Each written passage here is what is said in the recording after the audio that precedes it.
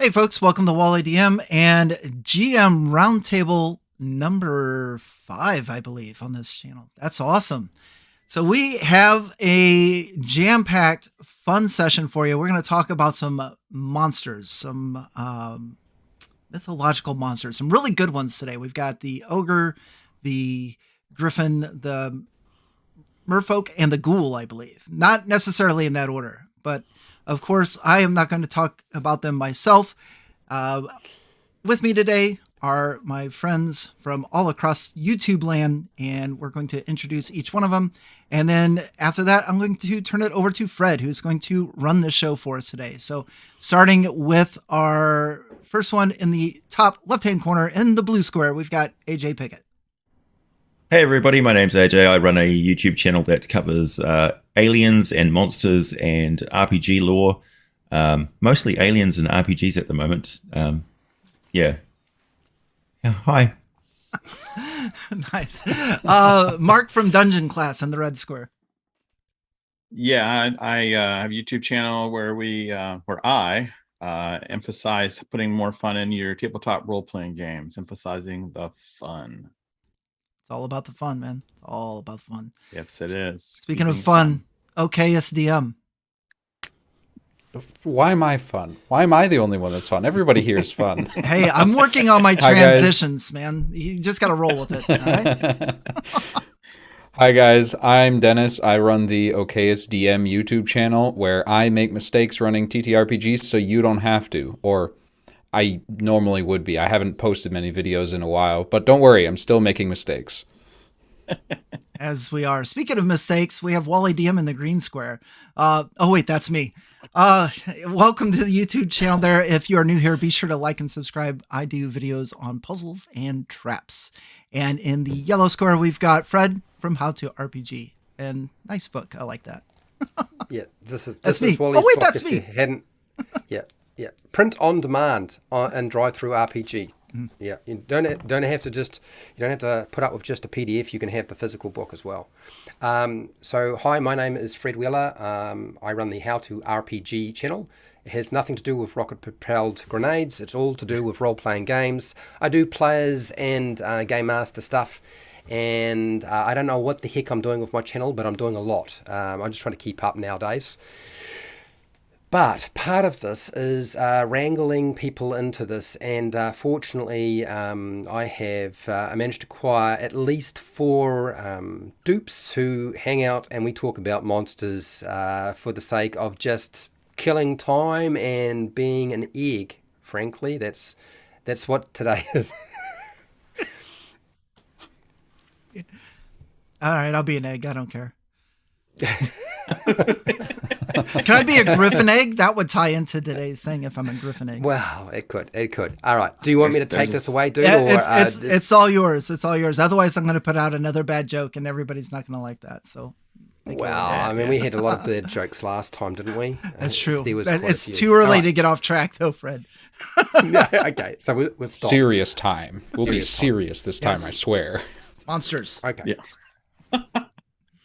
So my first question is how to use an ogre in a fun and interesting way for your role-playing games, whatever you're playing. I'm not going to go through all the different things because we've done it so many times before. And to make sure we are heading in the right direction, we're going to start with AJ. I think it's always a good idea to start with a cliche, right? So what is an ogre? An ogre is a big, brutish, stupid thug. Emphasis on the stupid. They're synonymous with being stupid. So as dumb as an ogre, and they respond to anything that they don't understand with violence. So they are the quintessential brute squad, right? So it's like, I'm called the brute squad. You are the brute squad. They are the Andre the Giant of the D&D world. I don't even exercise. It's not my fault. I'm the biggest and the strongest. They can't even get that sentence out. Me, big, strong. So they're an offshoot of giant culture. So they're kind of like the giants that are just barely tolerable to have in city limits sort of thing. So you get half ogres and things like that as like big brutish squads. Luskan, the city of Luskan in Forgotten Realms, has got ogres in their defense force. So you can get arrested by an ogre in Luskan and thrown into the gladiatorial pits where your trial is by the fate of the gods and your sword in your hand sort of thing. If anybody's watched the D&D movie already, that's the sort of situation. That's the sort of trial by combat and stuff that you might have. Anyway, spoilers. So yes, well, no, I'm not giving any spoilers there. Okay. We all know that they go into some sort of arena thingy in the movie from the trailers. Anyway, so ogres are big and dumb and stupid, and they anger easily, and they're thugs that take stuff, take what they want, and beat up anybody in the way. And they take livestock, they eat tons and tons of food. And I had the pleasure of playing an Oni ogre, which is the ogre mage variety. So they've got a sort of a supernatural aspect to them as well, a bit of demon blood maybe. And it was really good playing alongside Fred as a pair of ogres who were beating on some monsters and playtesting Esper's upcoming. His Kickstarter's just concluded, and his monster book we get to play the ogres is coming out soon. It was a lot of fun. Honestly, he was throwing rocks like a howitzer, just in a control position on top of a ziggurat, throwing rocks at things and just peeling them off. Yeah, so you don't want to get on the throwing arm end of an ogre, or you don't want to get in their grips, because they will just crush you. And they're very good at one target at a time, mash you into the ground like a fence post. Yes, that's true. Unless you're Fred and you're playing Vegemite the ogre, who has the really bad strength, dexterity, and doesn't. That's what happened when you roll down the line, man. I rolled down the line with 3 dice, and now I understand why it's not a good idea. I kind of already knew it was a bad idea, but I was like, I got to do what AJ's doing, so Challenge is how long does Vegemite stay alive? Well, he didn't die, but he certainly went down first round. Was it the first or second round? With the first one we did the trial. It was the second round. I think I just got pummeled. Yeah. Just didn't run for cover fast enough. Anyway, moving on to Mark. Sorry, you wanted to say something? Fred, I would encourage you to go back and look at the comments on Esper's video of the two of you playing ogres, because there is a cult following of Vegemite. There is a lot of fans of Vegemite in there. I seen Vegemite's name mentioned quite a bit. This is very strange. Bogadan is not pleased by this. What? Because I ate a carrot during the live stream. Is that the reason why? Every time your character was about due to talk, it's like. Is that the only thing I needed to do? Oh, okay. Oh, that's nice. Next time I'll use broccoli. Anyway, let's move on to Mark. Mark, we've got ogres on as the topic, not Vegemite, not the spread, anything like that. It's ogres. That's so awful, by the way. If anyone's had Vegemite. Wow. All right. So picture Glum. Glum is he's a big ogre, but he's not your normal, I should say. He doesn't fit all the things that AJ's talked about. He's really melancholy, and he's really pessimistic about his lot in life. He's like, man, people think I'm stupid and dumb, and I'm not good for anything. I'm just a big brute. And so any interactions you have with him, he's just really down on life, kind of like Eeyore from Winnie the Pooh, just a real downer to be around. But if anyone takes the time to really talk to him, they find out he has like a lot of wisdom and insight, actually. So he's kind of he's a little three-dimensional kind of guy. So I think that's an interesting way of using an ogre, where it really kind of goes against the grain, so to speak. So that's Glum the Ogre. You heard it here. Okay. All right. We'll make a note. Are we going to be seeing Glum the Ogre on your Patreon by any chance? Or that sounds like a great idea. Yeah, I think I'll have that available. Any of my people on Patreon, they get all my a lot of my stuff, well, almost all of it, and that I talk about on air. So absolutely. All right, there we go. You've heard it here. Dennis the Ogre. I'm sure you know plenty about the ogre. Actually, no. I literally had to look up what ogre was defined as, because I feel like just, this big dumb brute. You know, it's halfway between human and giant. Like I initially I felt like there was nothing super special about him except for being big, strong, dumb, and ugly.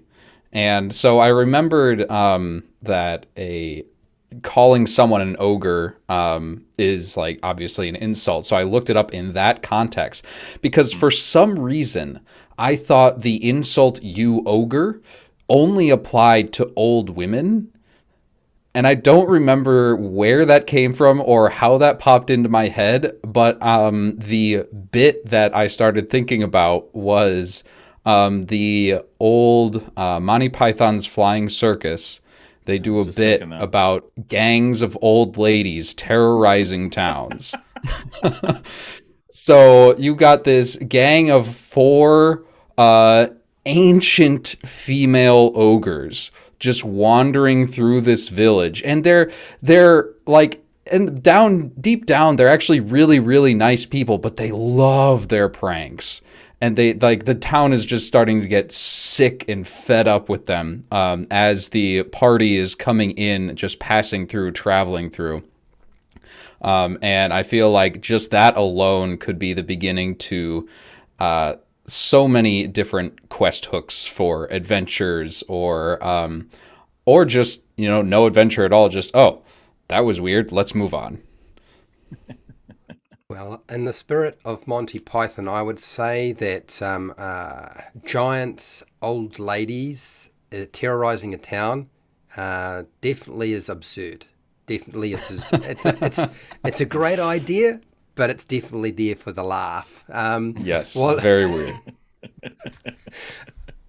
Wally, are you ready? You've doped yourself up enough. You should be ready to be able to answer this question. I have, but I don't know how I follow that. I mean, that's just, you know, my goodness, Yeah. you know, put me. Well, I'm gonna have to move our squares around. That's all there is to it. Okay. I love it. So it did take me a while, but I did come up with an original idea. So I'm going to start my whole thing with using an ogre is going to be in story form. So hopefully everybody has something to drink, some popcorn and whatnot, because here we go. So I'm going to run this for a party. So the adventurers they're tasked with finding an alchemist. Okay. And they're familiar with this alchemist before. And let's see, he's going to need a name. Let's call him Bruce. So they need to find Bruce the alchemist, and he's widely known for making potions and concoctions and all of these things. And I don't know why they're going there. Maybe they need some kind of life-saving measure or something along those lines. But when they get to Bruce's place, the place is absolutely just trashed. I mean, everything is smashed to smithereens. It's broken. It's there's a big hole, like the Kool-Aid man just went through the wall. Like, oh yeah, and then out he went, or something like that. But not only that, but there's also a rumor that same type of devastation happened at like the local Starbucks a couple days earlier. And some were just saying, yeah, there's this big green ogre that was just smashing up the place.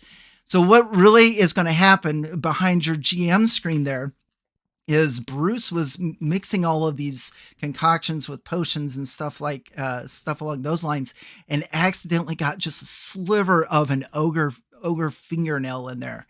And when he drank this, then it altered his body. So now every time that Bruce gets really angry and really mad, he grows like twice his size, and he turns into this big green ogre, and he's got a temper too. So like every time he gets mad, it happens. And that's what happened at the Starbucks. Is he just got mad? Somebody spilled coffee on him. He just and I got this exactly from the ogre, which in the 5th edition book it says ogres are hulking giants notorious for their quick tempers. When its rage is incited, an ogre lashes out in a frustrated tantrum until it runs out of objects or creatures to smash. So that is Bruce the Ogre, an original idea by Wally Dia. Wow. Hulk They smash. should make books about that and maybe movies. Maybe that's maybe a phenomenal. line of comics as well. Yeah. That You seems need to like a really trademark good idea. that, baby. Yeah. Yeah. One of the questions I got Make a sure lot you of have times. a female as well. She-Hulk as well. Make sure Yeah. you have a Yeah. she. Yeah. What's that? She lawyer. Bruce. Bree. What would he? She Bree. She Bree. I don't know. Anyway, so AJ, you were trying to say. Yeah, one of the questions I get a lot is about the nature of evil when it comes to monsters, and ogres are being a sort of a classic evil, and they're a very simple archetype of the reason why they like smashing things is because they get pleasure from smashing things. They get pleasure from the pain and suffering of other creatures. They are bullies. They're brutes. They're mean, right? So even if you raise an ogre in a nice, loving home and stuff, it's still gonna be, kicking puppies. It's still going to laugh every time somebody falls over or whacks their head or something like that. It's just they can't help it. It tickles their funny bone by nature, right? So nature. Their nature is they're mean-hearted bullies. So even an ogre paladin or a half ogre paladin or something like that will be like, Paylord, guide by something, then somebody gets hit by something. I must atone for this for laughing at the misfortune of others. It's just in their nature. You can play on that as well. But when it comes to like beating things up, they'll always go for the weakest first, they like to single people out and play with them, use their strength to their advantage every single time. Yeah. That's awesome. Well, after all of this, see, I'd done a whole lot of research on the mythology of ogres, and so I have a lot of stuff here that says very different things, but I was going to read one of these things off my very long list, as I usually do, but I've realized that maybe I'm not going to do that. Instead, I'm going to share the story of a magic item that I created, the Gauntlets of Ogre Power. So this story you may have heard of, or may not have heard of. Basically, I had a player who harassed me. One of my mates harassed me, wanted Gauntlets of Ogre Power, because he was a spellcaster. He wasn't very strong, but with the Gauntlets of Ogre Power, he could also be in the front line, wear armor, and cast spells, and that's what he wanted. And so for quite a long time, we played through the Keep of the Borderlands, and eventually he wore me down, and I decided, yes, you're going to find a pair of Gauntlets of Ogre Power. I did not tell him they were cursed. And when you put them on, you couldn't take them off, and they would slowly turn you into an ogre. And that was more fun than I've ever had in a long time. I remember everybody just laughing their heads off when this actually happened. It was one of the times where, whether you think it's a good thing or bad thing, it taught the players at the table that being patient and not bullying the dungeon master or game master is a good idea, because you don't know what will wind up as a magic item. Yes, he did get rid of the Gauntlets of Ogre Power, and yes, he never asked for one ever again after that. So yeah, solved that problem quite nicely. Thank you very much. I'm not recommending this as advice to people. I'm just telling you the story of what I wound up doing. Okay? Also, from the Book of Mythology here, basically the definition of an ogre according to mythological, because there's they range across in the Baltic regions, it's a severed-headed serpent. In Greece, it's a dragon. In Norway, they're trolls, right? But they are always man-eaters. So ogres eat people. They are indiscriminate about what meat they eat, and they eat a lot. Yeah, absolutely. I was actually kind of thinking it would be nice to, because a lot of the mythology was sort of drawn from people's interaction with individuals who may not quite fit into the norm.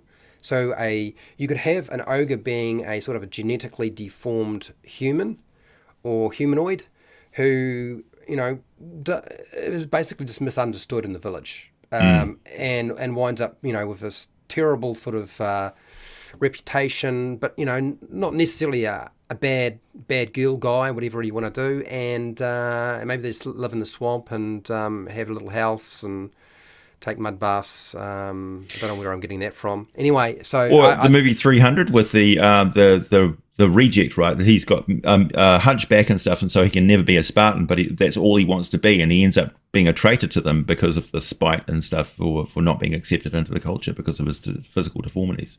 So there's a serious aspect to it as well. Yeah. Did anybody notice that there's the story of Puss in Boots, and there's an ogre in that, and that ogre is a shapeshifter. And I noticed that there was a little bit of information around ogres being shapeshifters, being able to transform into various animals of different sizes, some large, some small. And part of the story behind Puss in Boots is that this ogre is sort of a bit difficult to deal with, and Puss in Boots doesn't really know how to deal with the ogre until Puss in Boots realizes that he can appeal to the ogre's vanity and the fact that it has this ability to transform into different animals. Basically, it transforms to something that could potentially kill Puss in Boots, but Puss in Boots then says, well, I bet you can't turn into a tiny mouse.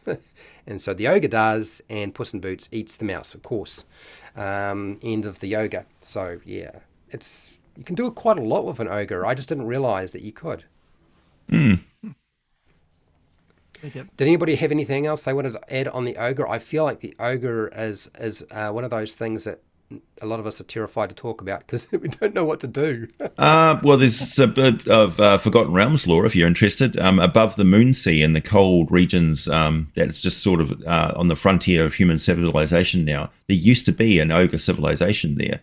And so ogres can actually organize when left to their own devices and become a culture in and of themselves. But for the most part, they're not anymore. And they're also giant kin, so they're related to giants mythologically, but they're not actually giants themselves. There's also the Japanese ogre, which is the Oni, right? Which is the ogre mage, as we call them in D&D. I'm not entirely sure. Yeah, they are related to the Oni from Japanese culture, so they use iron rods and things like that to beat people up, and they are definitely man eaters. Yeah. I was also looking, and it looks to me like the ogre was quite often used interchangeably to refer to the stories of trolls and other giants. But they sort of, sometimes they sort of merge the lines a lot. They are synonymous with Norwegian trolls, really. Yeah.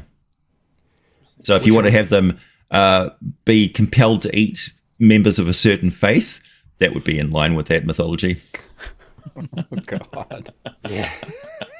Norwegian trolls are really cool too, because they kind of they have all sorts of vegetation growing all over them. They're sort of like part of the landscape.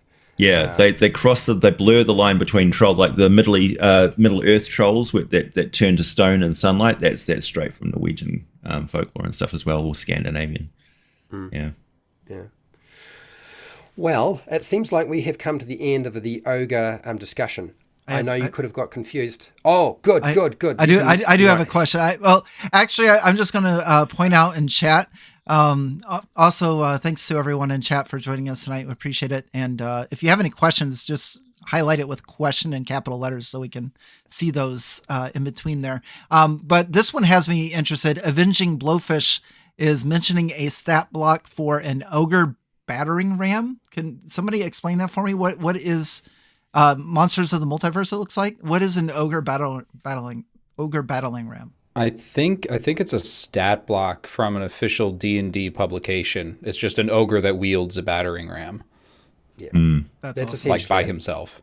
Yeah, I mean the Lord of the Rings has got ogres as basically war beasts, and they have what you call a howdah, which is what the sort of mounts that they put on the back of those elephants and elephants in ancient India. So an ogre can operate as a siege beast. And I think actually it would be a good addition if you have a particularly large ogre that's equipped with like massive big stone gauntlets and things to do double damage against inanimate objects. So they can take down castle walls and things like that. And yeah, the ogre battering ram was the idea that they run straight head first into the side of a castle wall, bam, and actually bring it down and kill themselves and in the process. Knock themselves out in the process. Yeah. That makes sense now. Well, it makes sense to everybody else. No, I don't know. But the idea that they have a catapult launched to their back and they just go like that and release, their strength is such that they can launch, ballistas and stuff from their own back. It's just pretty impressive. A bunch of goblins walking around there to reload for them. Or just launching goblins. Goblin runs up with a grenade. I have a grenade. Or you could just wrap. I'm surprised. and then they might survive at the other end. Yeah, because the ogre doesn't know. It's like, oh, grenade.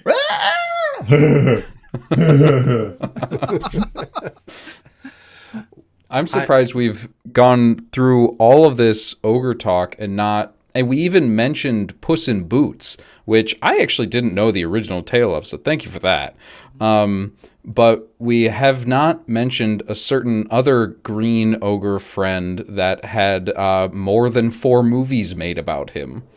Come on, Dennis. You say it. We haven't said it. It's time for you to say it. Donkey. He is the star of that movie and that tale. Yes. There's more than one type of half dragon. Yeah. Maybe all the movies about Shrek are an attempt to diminish the damage they've done to children over the many years of telling them that if you don't look after yourself, if you go in the forest, if you go here, if you do this, the ogres will come and eat you. Because I'm more than a few stories I heard about people saying, okay, children's bedtime stories, don't go into the forest. Don't get lost in the forest. Don't go there because there's ogres living there and they will eat you. They will feast on your flesh. So, yeah, make sure all of those children who liked whipping off during the day, building tree huts and exploring the environment, their countryside, or potentially going somewhere where they shouldn't, like down an old well or a mine, didn't get eaten by ogres or lost or killed. It's probably what was going on there. It's a cautionary tale. But now, with all the Shrek movies out, that doesn't work anymore. You got to use something else to scare them. Because if you say the ogre is going to eat you, they'll be like, but I want to meet Shrek. He's cool. Yep. So with that tale there, Fred, what do ogre parents tell their ogre kids then? I have no idea. Don't go into the human cities; they'll kill you. Actual true horrors. Yeah. Pitchforks and stuff. All right, so I think we have taken the ogre to the hulking extreme, and now it's time to move on to a different topic. So please let us know in the comments section how you would go about using an ogre or how you've used the ogre in a game. And thank you very much. Put it down there. Down. Now, before I continue, I'm going to have a drink of water because I need to, because I've been talking and I'm about to pass it over to somebody else who will do all the work. Sure. And also very important thing I need to say. Oh. And then I'll let you say your thing, Wally. Okay. Sure. Wally, when he does these live streams, he metrics around having a live stream public, people. And to alleviate his fears, I can assure you that super chats and super stickers do help him feel like his channel is not sinking into the ground. As many of us have discovered, YouTube hates us a lot, and apparently live streaming is the worst thing you can possibly do. Okay, so it's certainly, yes, it's the little Oliver Twist. Poor me, help Wally out, make him feel better about this because he is leaving it up public. Our dice are old, our books are tattered, and our rent is due. Either that, I'm sure he'll feel better if you go and check out his book if you don't already have it. There you go. Because it does have a lot of, like, let's say, top end puzzles. Like, Yeah. I mean, is there anybody who's done it better than Wally? I'm not sure that I am convinced that there is anybody. Wally wouldn't tell you that, though. Anyway, Wally, you wanted to say something. Yeah, I have no idea. I'm probably like 5 different shades of red right now. I don't know. I don't know what I wanted to say. Oh yeah, I do. So for those of us on the panel, if you see something in chat that you want to spit out and share with everybody, feel free to do so because There was a mention there about bears, and ogres would share a lot of quality, like an ogre that hibernates over the winter and is really, really hungry just before winter sets in and is eating everybody's harvests and stuff. That's a good lead-in. Their hunger driving them to interact with humans and take what the humans have worked so hard for. And it's just like the farmers, it's just like up in arms. No more ogres eating everything. It's yeah. Very cool. Down with ogres. Yeah. Okay, I don't have anything else. You can have the controls back, Fred. I'm sorry. All right, okay. I'll let's let us listen to the next creature, the next monster, whatever the heck it is we're talking about. So, how would you go about using a mermaid? That's the thing that has the top half of a woman and the bottom half of the fish. If you weren't, I was sort of confused about what a mermaid was, although if we look at mythology, it's very confusing. But yeah, top half woman, bottom half fish. A fun and interesting way that you could go about using it in your role-playing games. And we're leading straight into AJ. What do you got? Yeah, you don't want to mix them up and have those halves around the wrong way. So they cross over a lot with the siren in mythology and stuff, but it's old tales of like manatees and things like that being confused for beautiful women by sailors who probably haven't had enough vitamin C lately. And are seeing things for sure. But the great myths and tales of things that you encounter out in the ocean to make the sea even more mysterious and wonderful. And of course, encountering exotic islands and things, and seeing seals for the first time or something like that would be quite a thing. So you can imagine the sailors just like in the mist and fog, and they see a seal and they see it duck into the water, and all they see is the tail end of it, and think, was that like a person? And yeah, and the tales of like kelpies and stuff like that from Ireland and that sort of thing. Those mythological tales are really cool. In D&D, they've taken that and congealed it into the sort of classic beautiful maiden with the fishtail and things, but they've turned it into an entire race of people. And so you've got sea elves who basically just entered the water and adapted to the water somehow using magic. And then you've got the merfolk who are more like just sort of ordinary people who exist in the ocean. But you take the idea of like if they are adapted to life in the sea, they're going to be a hell of a lot tougher than people on land. You think of like dolphins and things like that. They're solid muscle, man. They're moving all the time. And so this merfolk would be fit, right? Like strong. And the idea that they could just like slap you with their tail and just like power you off the side of a boat. I don't know if anybody's watched the latest Wakanda Forever movie, but it's got a real good merfolky vibe to it. That whole movie is just absolutely stocked with stuff that you can use in your D&D game, including like the ancient Inca South American Yucatan culture. Beautiful. That was absolutely fantastic in that movie. I really, really enjoyed it. And just like the language and the architecture and the culture and stuff like that they included in there just is rich. And I think I would encourage anybody to include that sort of stuff in their games to explore that culture for yourself. Don't feel like it's inappropriate to explore other cultures in your games if you're not a part of that culture. If you're paying respect to it, it's perfectly fine. I don't think anybody in South America would be offended by that movie at all. Yeah, absolutely. I think sometimes, if anything, I almost feel like our society's become even more intolerant of everything, which is weird. It's ridiculous because role-playing games are a perfect medium to do that because you're harming no one. You're harming no one. Yeah. You're just making up stuff at your table with some friends and and this is... But anyway, Mark, the mermaid. Yeah. Have you got a mermaid in the back of the spa? Have you got some information to share with us about mermaids? I sure do. Cool. All right. So I don't want to be sexist. So mine's a merman. So he's part of the merfolk. So this is Mako. And Mako, no, I'm terrible with names, but so Mako has he is actually really good at controlling sharks, as being under the water and all. He's really got to befriend some sharks and all, and so he's befriended a team of sharks, and he is working with a pirate queen together. They swoop in on unsuspecting ships and just really wreak havoc with them, and often bring them down, and then they can scurry up and grab all the coin and stuff off of them. So they have a little thing going here. So Mako the merman, who was of a dubious morals, I guess, so to speak, but that is Mako. So I almost feel like Mako and Namor or Aquaman are closely related. There you go. Yeah. They wouldn't know each other. Those are kindred spirits for sure. Yeah. Dennis, mermaid, merman, merfolk, whatever the mer you want. Equal representation. Definitely here, yes. mer people for me. So you and your party are walking along a beautiful coastal shoreline, beautiful cliffs along the side.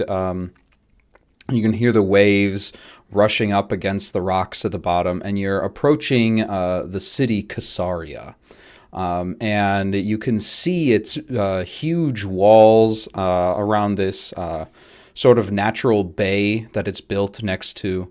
The walls on land are very obvious and clear, but as you're approaching, you can see that there's a whole pulley system, and people are traveling up and down along the cliff within this city. And as you go to the edge, you glance down, you realize that the second half of the city is buried, or is underwater, deep underwater inside this bay. And so this city has two main districts, the land district and the water district.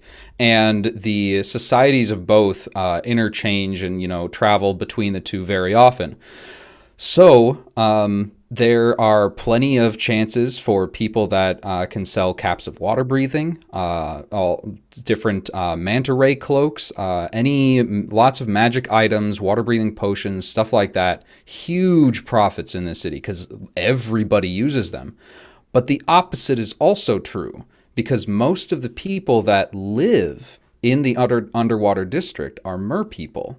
And they have, their own bars where you can't drink drinks, so they eat this hallucinogenic seaweed instead. And they want to be able to go up to the surface as well. So you can see people wearing merfolk that don't have legs, so they need to have some sort of levitation magic item or potion in order to travel around along the surface. And so you walk into the main entrance of this city, and the first thing you see are fish people just floating along a couple feet above the ground, intermingling with all of the other races that actually have two legs. And that's Casaria. Casaria. That's a fantastic idea. This kind of reminds me of Venice City, but you've got the canals and everything, but underneath the canals is a whole different nightlife city going on with all the merfolk doing their stuff. That's fantastic. Yeah. It would be, I actually, my image in my head was of a lazy boy chair that was floating with a merfolk mer person sitting in it. It kind of a little bit like Professor X, Dr. Xavier. Yeah, a little hover chair. Only the more successful merfolk merchants can afford those, unfortunately. Like a giant crab that's just like a recliner chair, and they're creeping around. All right. Well, that was something, Dennis. Wally, you got mermaids, merfolk, mermen, mer people. Something with a mer pronoun. Somebody mentioned. Yeah. I'm going to go with sea people. And I'm going with sea people because I'm totally ripping this off of a South Park episode. Actually, that's from ancient history in the fall of the. Is it? The sea folk were the ones who brought down the basically the Age of Bronze. Oh, no kidding. Okay. Yeah. Well, let's see. I didn't know all that, but I do know about South Park because I've watched quite a bit of it. And so the episode that I'm referring to is Cartman gets like this aquarium with like these things that you put in the water and becomes like little sea creatures or whatnot. Anyway, so this is what I'm thinking. I'm going to go off of that, and I'm going to create my merfolk. It can be mermaids, mermen, all of that, mer dogs, mer cats, what have you. But mer cats. Mer felines. So what's going to happen? Catfish. Catfish.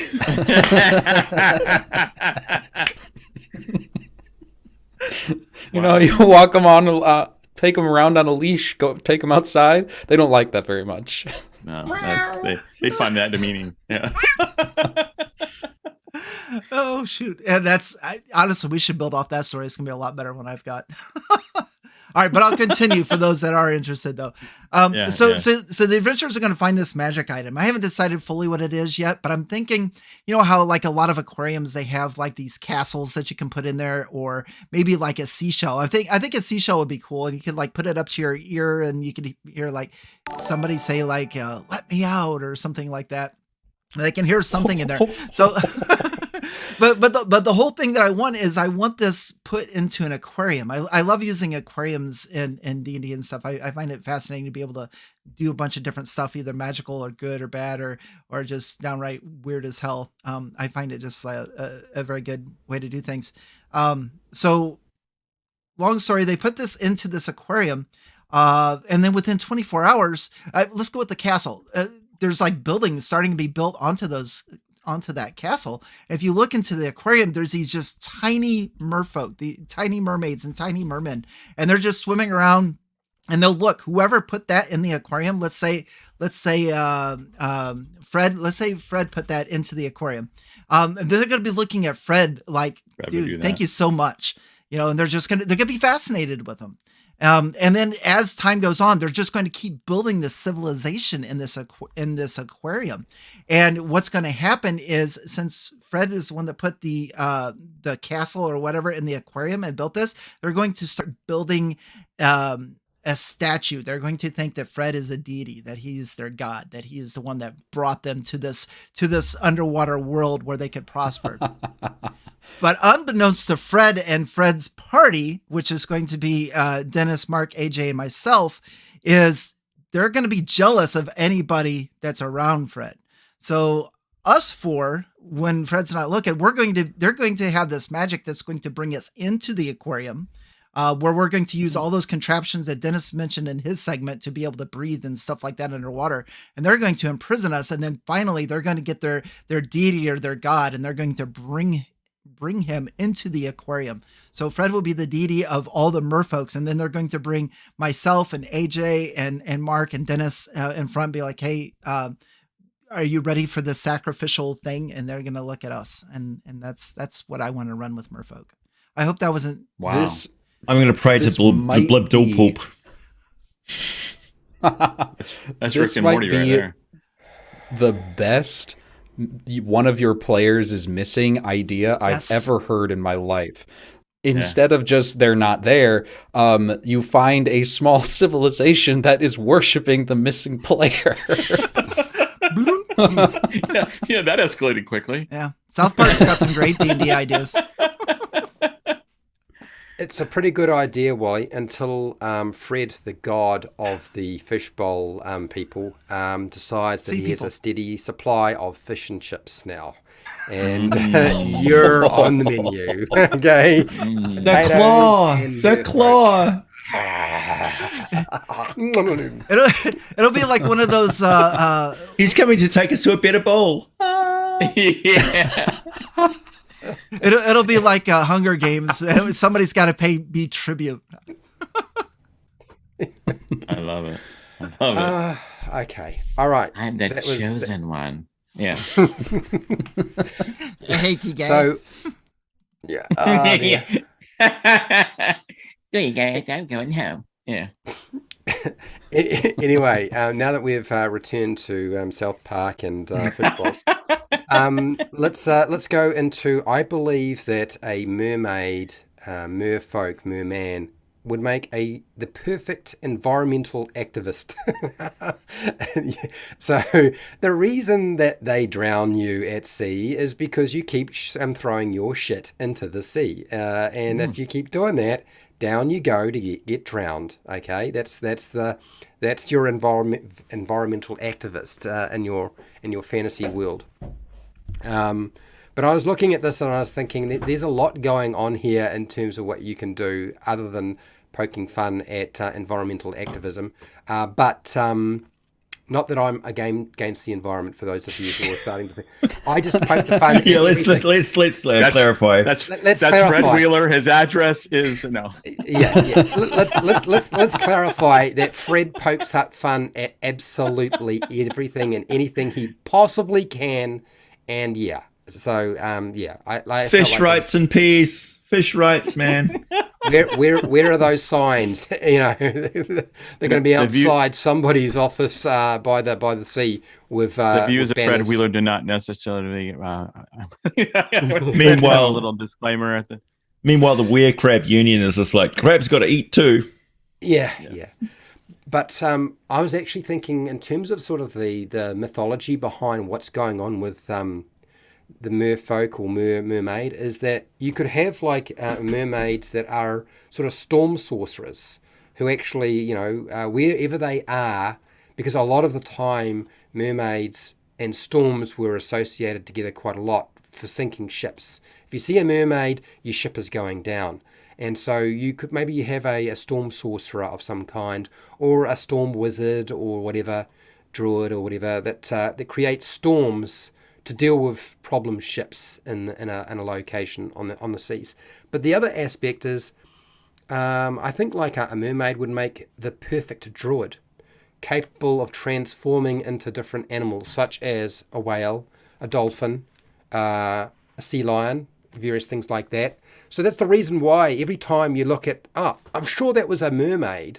That was a woman with a fish fin at the bottom there. But then, of course, you look again and, it's actually a sea lion because they've transformed into a sea lion. That's why none of the scientists have actually been able to prove that mermaids actually exist, because they do. So they do exist. It's just they transform into a different animal, so you don't know. So you're second guessing yourself. So that was my idea, or collection of ideas. I love it. Good job. I mean, if that's a conspiracy boat that you want to hop on, then sure. It's probably safer than the activist, environmental activist mermaid. Yeah, there you go. That's good. So, yeah. I was actually looking at a couple of other things because that's what I do here. Mermaids singing to sailors is a big part of sort of the mythology and lore of mermaids, right? But I was actually thinking maybe what's going on here when they sing is that they're forewarning the sailors that there's going to be a hurricane, a cyclone, or some sort of great storm. And the reason why the song is so alluring and enticing and captivating is they don't want the message to be lost that you are in danger. You need to do something soon. Otherwise, storm will come and wipe you out. So it's not so much that the mermaids are responsible for creating the storms. They're actually there to warn sailors of the storm. And unfortunately, when people sort of interact with mermaids and then experience a storm, they associate the mermaids as actually creating the storm when in fact they didn't realize they were actually warning them because they didn't pay attention to the song. They were just looking at somebody's Parts. stuff. Yeah, Fish exactly. parts. Fish parts. Yeah, fish parts. Yeah. Fish parts. They Yeah. just weren't. Yeah. They should have been paying attention to the actual words of the song being spoken or sung, and that would have solved a lot of the problems. Yeah, I think that's a really good way to use them. Absolutely. Mm-hmm. The last one and that I'm going to throw your way is I looked at some of the stuff around mermaids and sort of where they came from, and there's lots of speculation which we've already talked about. But the one I thought was really interesting was the idea that mermaids were formed, or created, or come to be, or birthed from drowned women at sea, and it's almost as if in an attempt to keep women off the seas was, look, we don't want them to going to sea because if they drown, they would become a mermaid and be bound to the sea indefinitely. It's almost in an attempt. It almost feels like it's an attempt to draw them back from the sea. So to say that if you're a woman and you wind up drowning as a result of being on a ship at a storm, the worst that's going to happen is you're going to become a mermaid. You know what I mean? Otherwise, why would you want to do it? It's interesting, mythologically, Mero was quite often referred to, the word Mero in Dungeons & Dragons, it refers to an ogre, an aquatic ogre. But the original mythology for the merfolk was that the female merfolk were the mermaids, and they were beautiful, intoxicating, alluring, etc. But the males were ugly, green-skinned, finned, trollless horrors, and they were the ones that, you get allured down, and then the males get you and eat you, So it's like a teamwork, tag team sort of species that kind of makes sense in the, like anglerfish, lure in the prey, and then of course the dominant males come in and eat the prey. I think this could go another way, AJ, and that is maybe the mermaids' partners, the other sex is just so unappealing. That's the reason why they're always hitting on sailors. It could be the male merfolk are sterile, and the females actually have to lure in male mates, and the male the male merfolk are jealous of this, that they're not sexually selected, so they eat all the potential competition. And it could be like some sort of a mutant culture going on there. This is some next level shit right here. Yeah, cuttlefish have got some interesting habits. That's a dangerous topic. Do we want to go down that pathway, Wally? Because you're little tiny merfolk that were in the little fish bowl, and cuttlefish would go quite nicely together. I don't even know what a cuttlefish is. Like a squid with an internal shell. Okay, yeah, that sounds dangerous. Yeah. Okay. They're cute, really. They're cute. Change color. They're quite smart. So I do have a few things in our questions. Or is it open time yet? Or is it? Did you? I think we opened this up a long time ago, dude. Okay. Yeah, sorry. It opened when we started. So I've got a few things I'm curious about, and the first, since we mentioned animated cartoons in our first topic, what about this one with like Ariel and like the Little Mermaid and the 1980s movie with the mermaid in it? Any thoughts on situations in RPG games where they're able to like grow legs and walk out of the sea and do those kind of things? Or I actually think it's a cool idea. I would imagine if you were going to run like a completely underwater campaign, that the most sensible way to approach this is you could do the boring thing is they're all sea elves, but you could just all be playing merfolk. It would be such an easy transition. That way you can breathe underwater, you can swim underwater, and there's none of this, I have to cast this spell every single time. Yeah. So the adventures under the sea. I've got to be careful. For a second there, I was trying to remember the Little Mermaid song that they Under the Sea. Under the sea. Under the sea. Yeah. Oh gosh, here we go. We don't sing it because. So the second thing I wanted to bring up. Moving on. I think it was Balkamion mentioned a pretty cool plot hook that I wanted to read. Where, they said the party is traveling somewhere miles from the sea, and they come upon a dead mer person in the middle of the road, with the dusty road turned to mud and a 10-foot radius around it. So I thought that's a pretty cool idea. Yeah, that's excellent. Yeah. Teleportation spell gone very wrong. Yeah, something There you go. strange. Yeah. Never take your fish and chips with you when you go teleporting, people, because you just don't know what is going to be attached at the other end. I just ate fish and chips last night. And I do have one more thing. This is more of just a let everybody know kind of a thing as far as mermaids go. For those that back the quintessential guide to monster encounters, Mr. Trask is putting the finishing touches on the flying mermaids encounter. So in there, I've seen the artwork for it. The artwork is absolutely amazing. So I can't wait to read it. So so in that book, we're going to have the flying mermaids. It's kind of like the flying Graysons, but with fish, I guess. Flying fish can fly a lot farther than people think. Yeah. Yeah. Don't they like actually hop ships? Yeah. Sounds very advanced Dungeons and Dragons to me.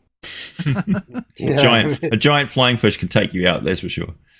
Yeah. Well, I mean, a flying mermaid. It feels it feels like we're going down that pathway.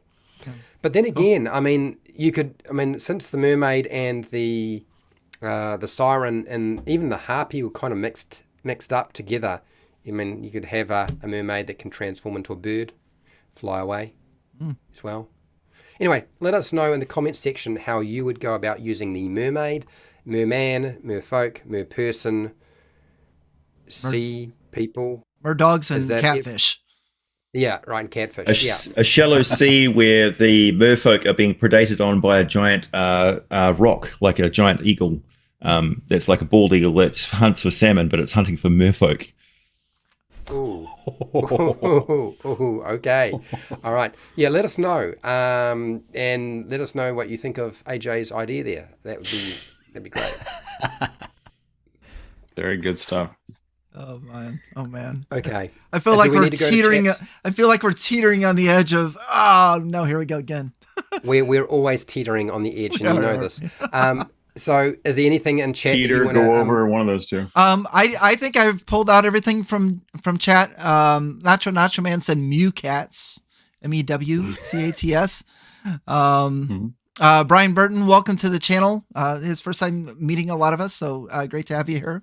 One of First time in a live stream too. Yeah, the live streams are awesome. Appreciate you coming out. Yeah. There's a couple other YouTubers that I've seen in there. Roosker Zero and Tabletop Bob were both in there. So thanks, guys. Yep. Hey, Rook. Yeah. No, it's nice to see so many people. Now, for those of you who are wondering why I'm not checking the live stream chat, it's because I'm paying attention to my job, which is to make sure I keep flowing. Okay, I'm doing the flow. So Wally's doing the chat. So And I'm not very good. I'm reading the ready? chat too. Yeah. I know. I can see all of you guys peeking. So my next thing is, do we need to take a break or do we continue? It's up to you guys. All right, we continue. Okay. Yeah, all right. So how are we I'm going to loosening go up now. about? So how do you go about using a Griffin in a fun and interesting way in a role-playing game after doing your loosen the muscles exercise that Mark and AJ have demonstrated? And of course, we're going to lead straight into AJ because, I mean, frankly, the only reason people are here is to listen to AJ anyway. So, No. And a sultry voice. Well, go for it, man. I use them to murder people. Oh, Whoa! They are one of the most vicious monsters that I throw at people. And the last time I did so, it didn't go well for the adventuring party. They were climbing up a tower, trying to get to a broken balcony to get into the tower because there was no entrances down below. And this was actually the Ogre ruins that I was talking about earlier on in the Moonsea.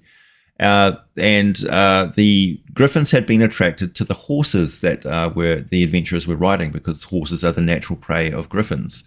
And that's why they quite often attack adventurers. They're not really after the adventurers. That's just a side meal sort of thing. No, the manticores will eat up all the adventurers for their metal armor. But no, the Griffins go after your livestock and after your horses and things like that, cows and things. It's just perfect. And let's not forget that you can train Griffins, but training a Griffin is not like you don't just go and buy a Griffin and it's ready to train. You have to bond with that Griffin and have an established relationship. So it's a lifelong relationship with your Griffin. So if you're a Griffin rider and your Griffin gets injured or killed, it's a big deal because you may never get another chance to. You may have been raised with that Griffin. Otherwise, that Griffin is a predator that will eat people. So it's a very, very different sort of relationship to a horse. Horse is not going to eat you if it gets pissed off. It doesn't have a beak that can bite your arm off, but Griffins do, and they've got lion-like claws. They're a wicked predator when you think about it, like an owlbear that can fly, essentially. So yeah, and what happened with these guys were vulnerable. They're up a tower. They were scaling up some ropes and stuff, and the Griffins attacked them mid-climb, and they had nowhere to go but down or up into the tower as fast as possible, and the Griffins were just fly by and raking with their claws as they went by, and there was just nothing they could do about it apart from fire off a couple of arrows and hope for the best. But yeah, they got shredded. Sounds awesome. One of the things I guess we got to remember too is the Griffin is a combination of the eagle basically and the lion, and both the eagle and the lion have a lot of majesty and reverence, and there's a lot of sort of, king of the air was sort of like the eagle, and king of the land is the lion. So they that's why they wind up on so many crests. As you see these Heraldic. Griffin here. Yeah.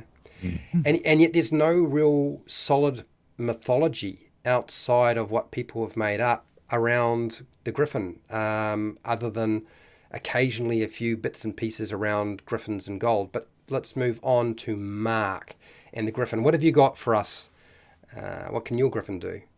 Yeah, so I told you I'm not super great with the name. So this Griffin's named Nightshade, aptly named because Nightshade grew up around poisonous kind of stuff, and if you're in that environment and growing up, either get sickly and die, or this one actually, after ingesting the water that was poisoned and things like that, it's actually become immune to poison.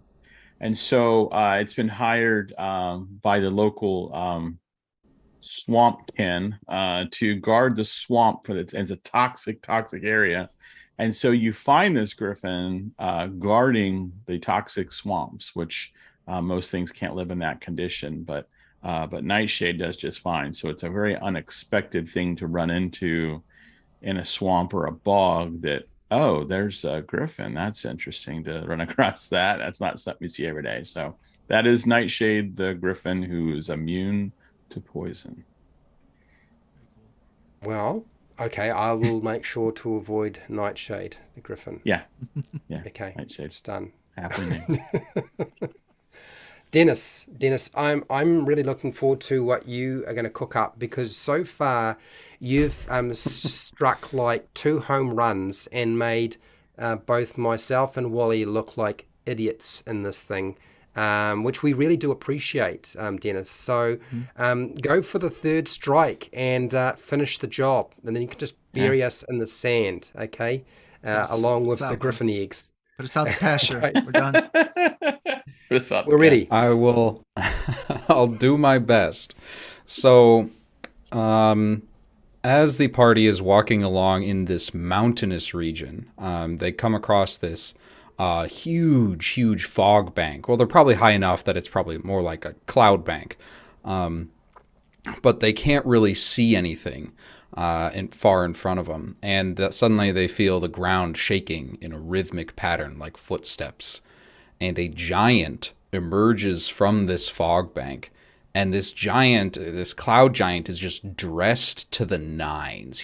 Everything he's wearing is tailor-made. He's got beautiful jewelry across all of it. His whole face, both his hands are covered in rings.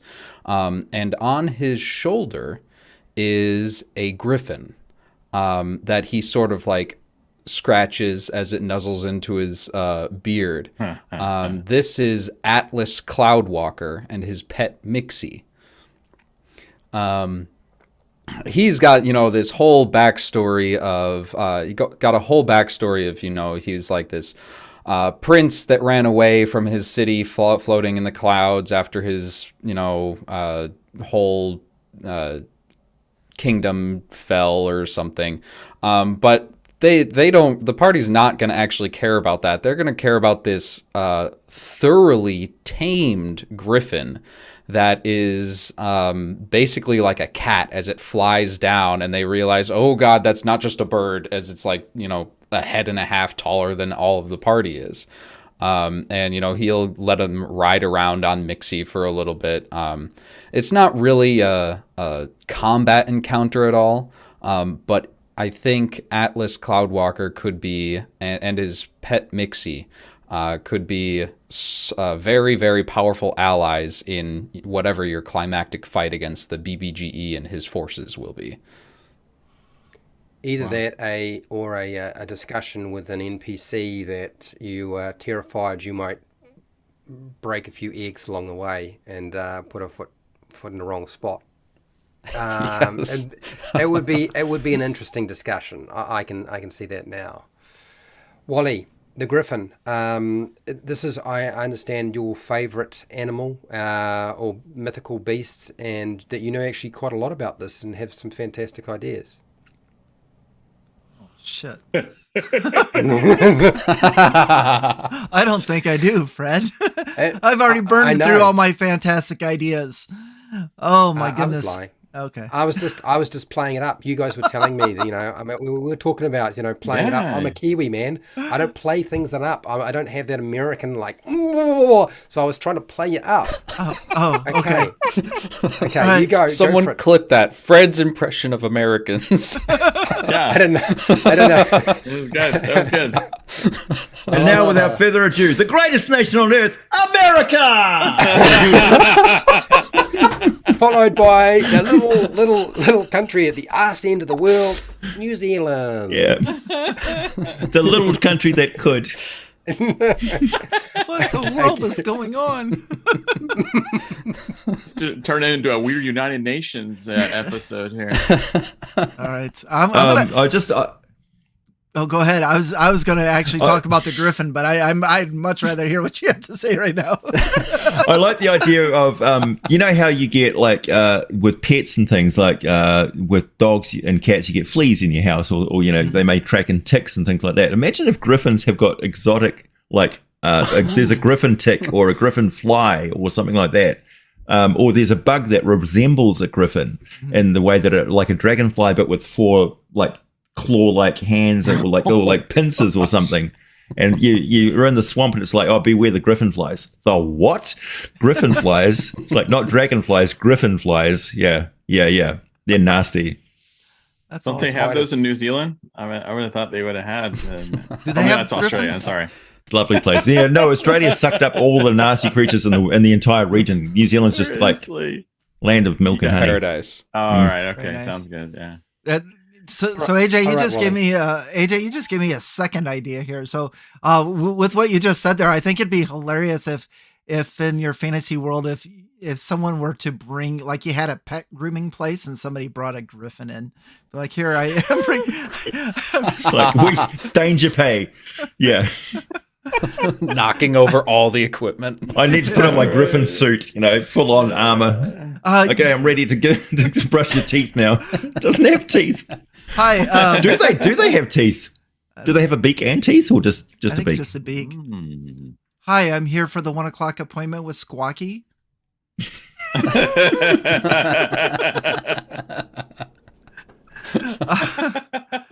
Shop assistant is just like, oh hell no, I'm taking a day off.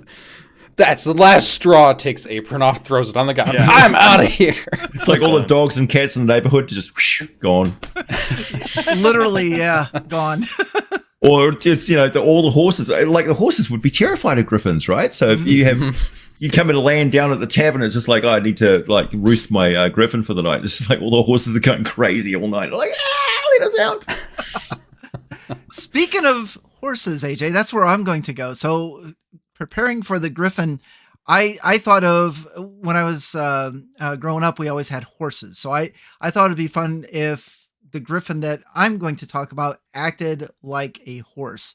Now, Griffins, like in Waterdeep and in Forgotten Realms, are a lot of times are used as surveillance and stuff. The city guards will ride them and surveil there goes my. Okay, we're back. Sorry about that. I paused. So I think it'd be cool that if the party had to surveil the city and do it in a quick manner, and they were to go to the city guard and they have a griffin for each of them, and 4 of them are like really well trained or really awesome and cool and stuff like that, but somebody's going to get stuck with the asshole griffin, and that is the one that's going to act like a horse. So horses are stubborn, and I've thought of just going back and remembering riding horses. There's all kinds of different things that we could do. The first is barn sour. Sometimes a horse, it just wants to go back to the barn. It doesn't want you riding it. It just wants to go back. So I could see whoever gets stuck with this griffin, and I don't know, let's call this, what's a good name for this griffin? Peter, I guess. Peter Griffin. So we'll, No. No relation whatsoever. But anyway, so whoever's riding this Griffin, it's like constantly trying to go back. It doesn't want to keep up with the others.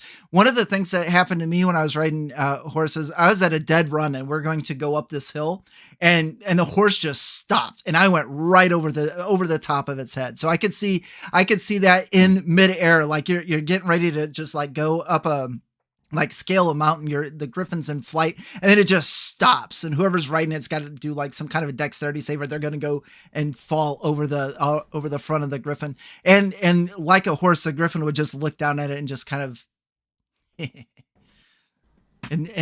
just be having fun with it.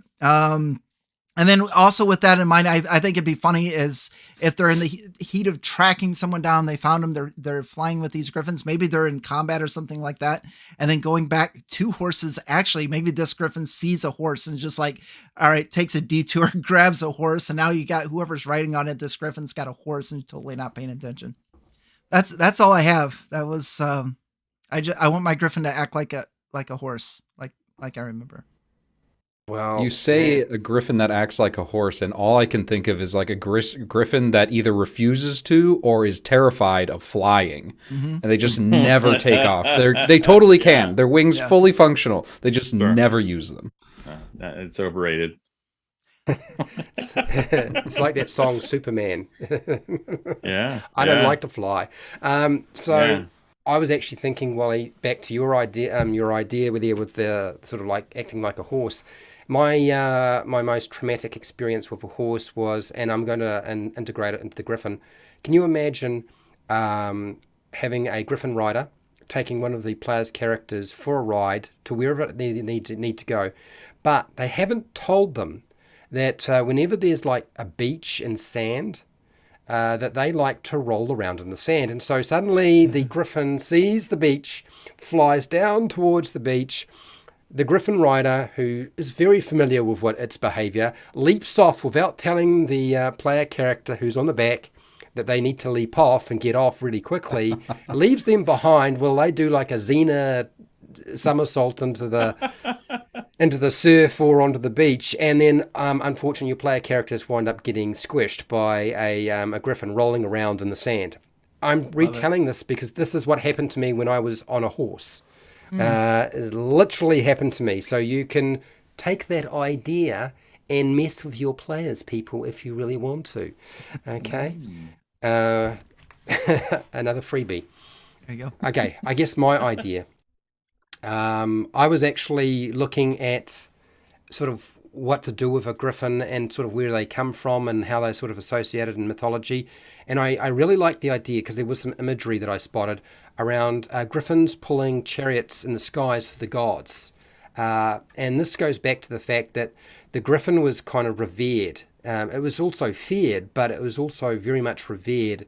And a lot of the sort of mythology sort of suggests that they were a real creature.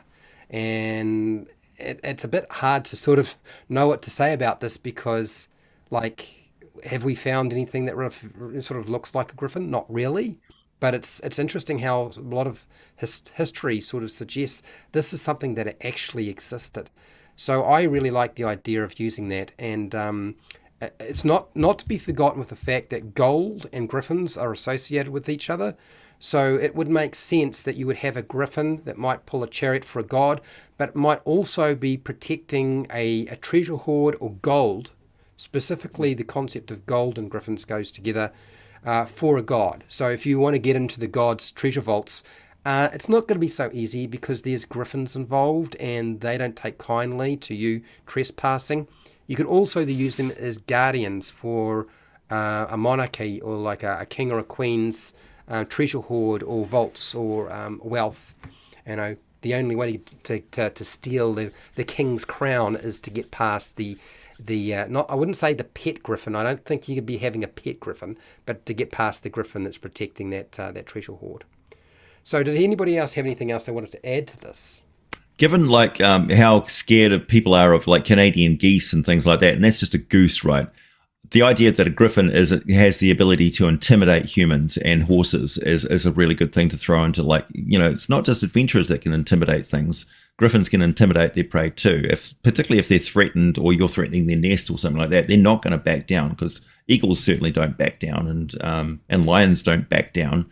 Griffins are quite capable of leaping 30 feet without flying, and take advantage of like Aarakocra and things like that, who live in the same territory. And Aarakocra, instead of being these shy, reclusive, agoraphobic, rare species sort of humanoids, they are fearsome tribal warriors who protect caverns and canyons and ravines and mesas and stuff like that they consider their home territory. And they train griffins from birth.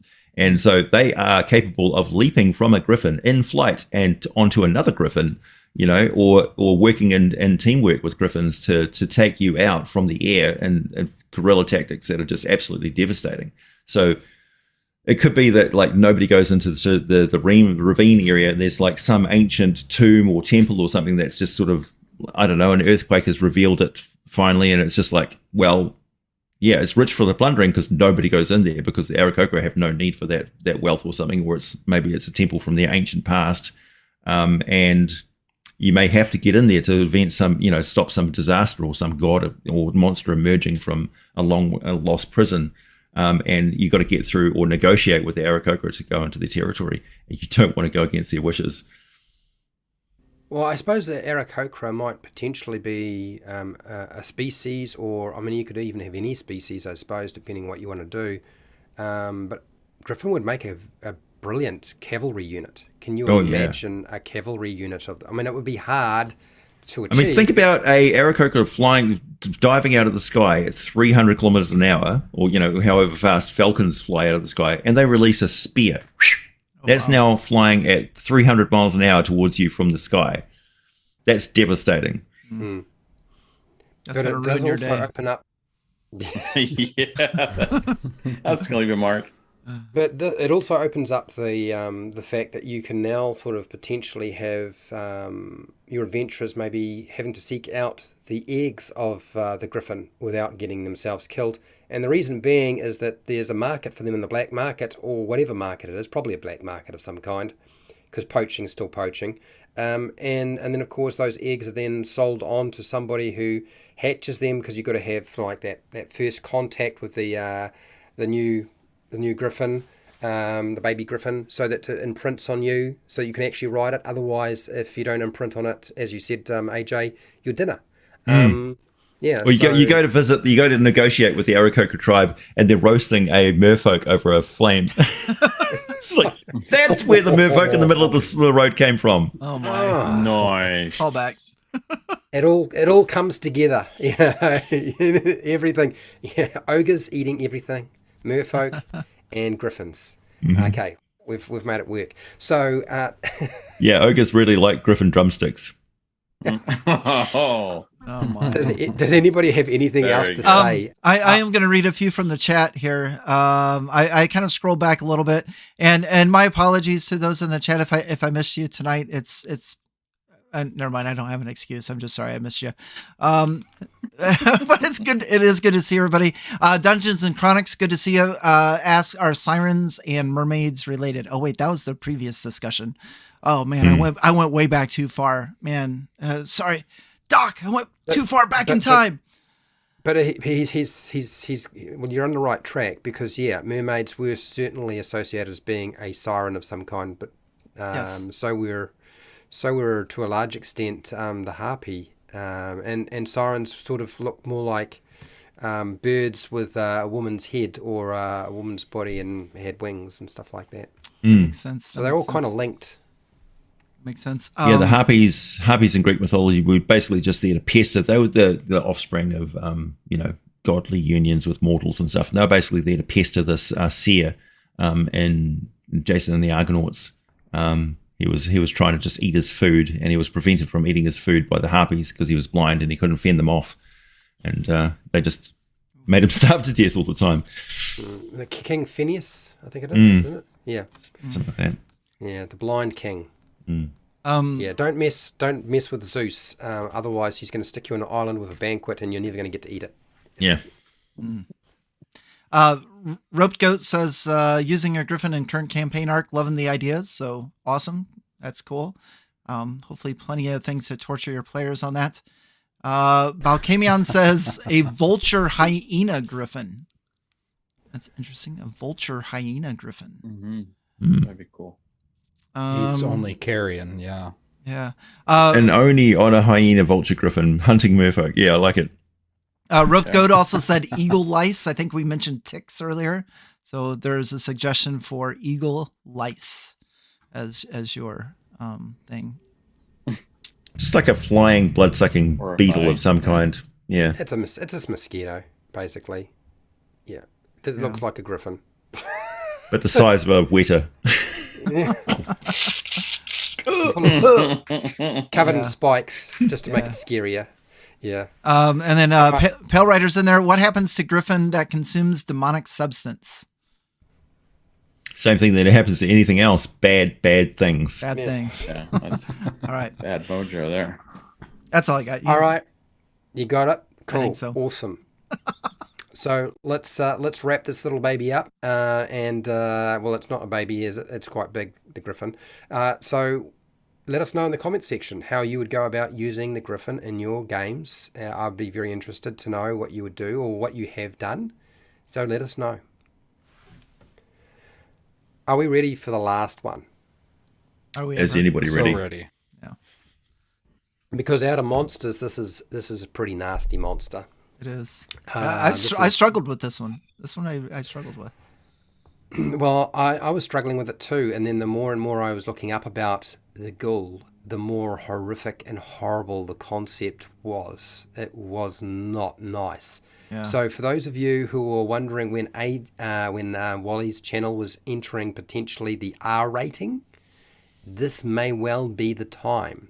If you are squeamish, stay here because you'll be vomiting shortly. Okay. It's a weight loss program. It is a weight loss program. Okay. What's going on?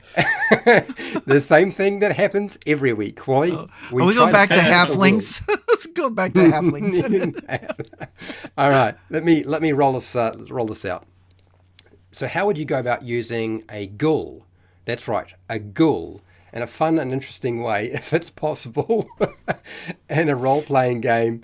And we're going to open it up to AJ first about the ghoul. Fun and interesting, if that is possible. It's 1983, and I'm reading the Warlock of Firetop Mountain. I haven't even heard of Dungeons and Dragons yet. I've never even seen a role-playing game. I'm playing a Choose Your Own Adventure book by, classic Choose Your Own Adventure book, and there's a section there where there's this. You encounter a ghoul. It's just in a lakeside, like a cave lake thingy with a boat there, and there's this corpse on the ground.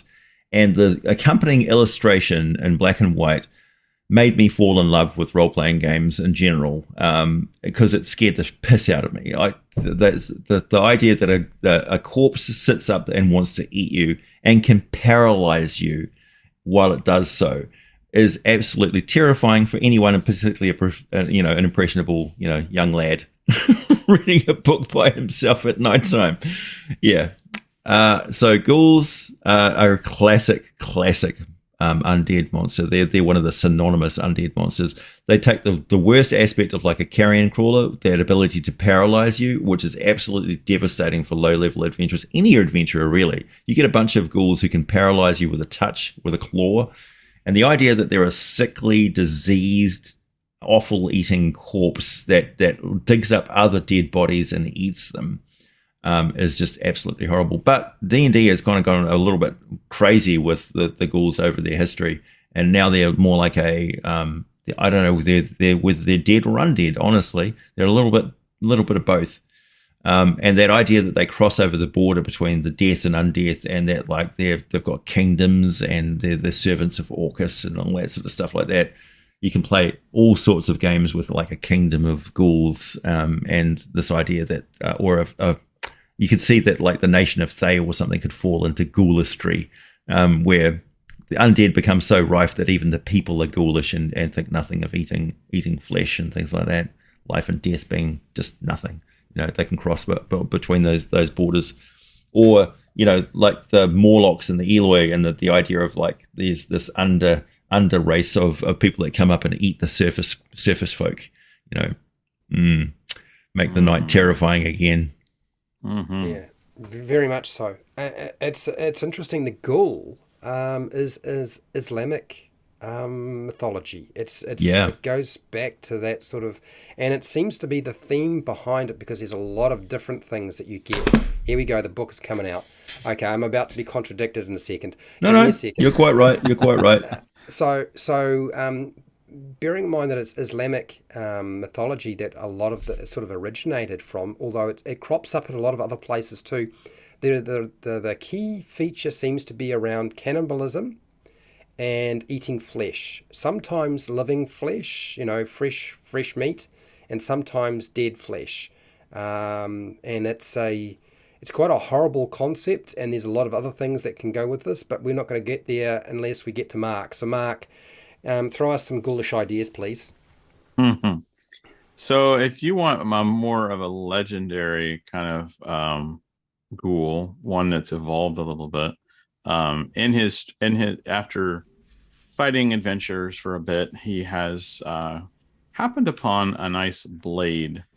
And so his name has come to be Necroblade, because he wields this sword of bone and magic that he wields it with deadly precision. So he could be either a great warrior, or it could be probably a warrior, because he's really good with this blade.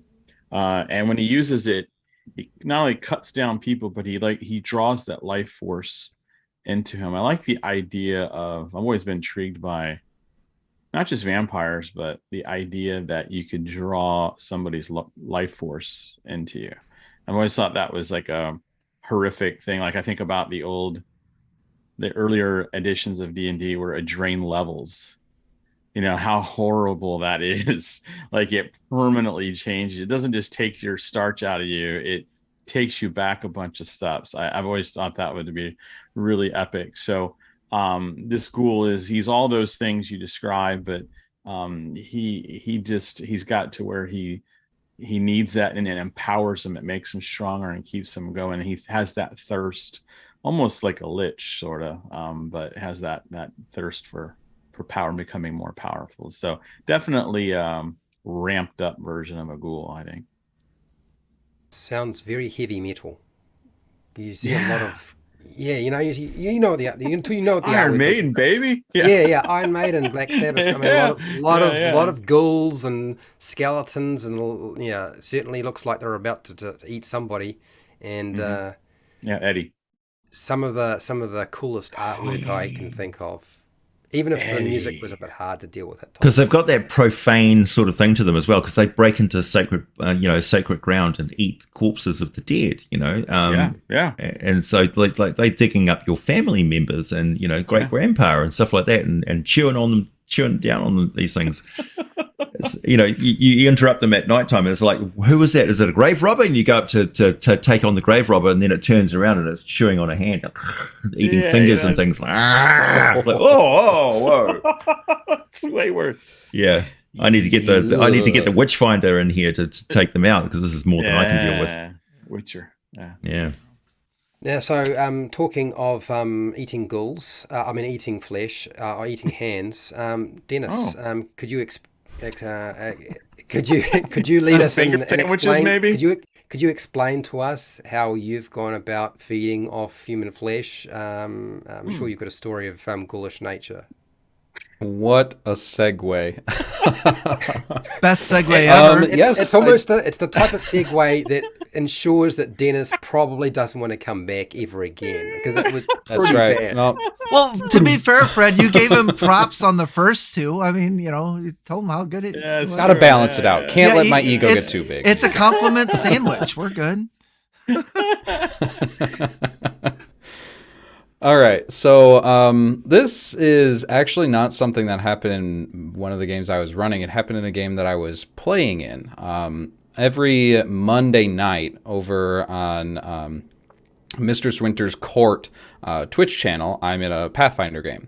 and you can find the VODs for those on YouTube and everything and watch this happen. But she threw some ghouls at us, and we were like super low level. It was a tough encounter with like, we had NPCs helping us and everything. And apparently, I didn't know this about Pathfinder, and I found out the hard way. The ghoul's bite can turn you into a ghoul. And 2 of our party members got bit. And it was a problem that we were dealing with for several sessions afterwards. Like they had them quarantined. These players were just like interacting between this little peephole between their quarantine cells. And it was a lot of really entertaining role play while 2 sick people just act drunk the whole time. Like, I'm fine. It's whatever. I'm just turning into, bite someone's arm. Thinking of, that reminds me of The Last of Us. Imagine if they're getting invaded by some sort of ghoul fungus or... Right. Yeah. Yes, exactly. And it really led to some of the really fun moments I've had in any game, really, because the character I'm playing is a doctor, so it was his job to figure out how to fix this, and it was a really close call. It was a really cool way to maybe even kill off one of the player characters. Spoilers, that's not what happened. But if a player character comes back as a ghoul, and you have to actually fight them off as they're trying to turn you as well, it could lead to some really, really emotional moments in your game if that's the sort of thing that you're into. Yeah, the idea that they're being slowly taken over by the ghoul virus sort of thing, and it's like they're eating their rations, and it's just like it doesn't taste right. There's something wrong with it, but you're really, really, really hungry. It's just like, what do I eat? They have to discover that the only thing that satisfies them is like, maybe they cut their finger and they go,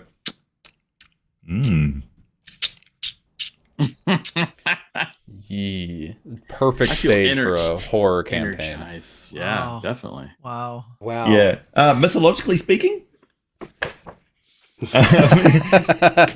so from ancient Middle East, Persia, the spelling is Ghoul, as in Ghul. So you can differentiate and say that the ghouls in Dungeons and Dragons are different from these ones because they're not spelled the same, if you want to say that. But their origin is definitely Middle East. So a female genie, offspring of Iblis, the devil. These beings sometimes appear as men in the desert and appear to men in the desert and eat them. So they're like desert sirens. It is said that they have donkey-like hooves and can change to any shape they choose. Some are small enough to ride on hares, others ride on ostriches. Another desert type known as the Uda. Female types living in the forest may carry off the men off to caves and seduce them. Males do the same thing with women, and offspring of such mating are fierce savages. Ghouls that live in the Sahara are said to have the legs of an ostrich and only one eye. In some accounts, the ghoul is the male and the female version is the ghouler or ghoular or sila. Some female types are said to play the flute so that men hearing the music will dance themselves to death. Ooh, I like that. A paralysis through music. Oh, okay. All right. Back to the sirens. Apparently, they're I like all that. connected. Did we do this deliberately, Wally, when we selected these creatures? Because I don't feel like we did this deliberately. We didn't intend for them to all wind up being sirens of some kind. No, but What if we had griffins that were sirens of some kind? a squawk? What is that beautiful? No, it's not their voice, it's the whistling. Yeah. What is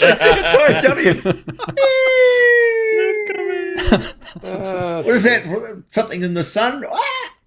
Yeah. That's funny. For some reason, I've seen that in like old war black and white movie style. Apparently, the yeah. Griffins will dive and attack. They make this weird sound. Just like, Imagine if the griffin has got iridescent feathers, so if it's diving and it's got the right angle, it shines the sun directly into your eyes. It reflects through its feathers and concentrates it on you, so you can't literally see them coming. wow. Nice. Well, so Wally, That's horrifying. it must be your turn to make us chunder. So moving from ghouls to ghoulish, or don't get ghoulish confused with ghouls. But I thought we were talking about Griffins. No. We're on ghouls, the ghoulish. No, it's the Griffins that eat the dead. Oh my goodness. Yeah. So a couple things before I throw my answer out there is I think we should revisit this Halloween for live streams, because this is definitely loving all the answers so far. I mean, Ghoul just getting some really Halloween like answers here. This is great. Second, like looking at the picture that's on my screen, and then from everyone's description of the Ghoul, for those that played Resident Evil, the original, it seems like that very first zombie could have been a Ghoul, the one that like turns around and goes like, what the hell's going on? Yeah. You know? Yeah. But yeah. Anyway, so yeah, for the Ghoul, I had a hard time with this one. So I figured I'd be serious on this. Here we go. So I'm going to go a little bit off the trail with your regular Ghoul, and I'm going to have two Ghouls that they like to vacation. They like to go to the beach together. I'm trying to be serious. Come on, guys.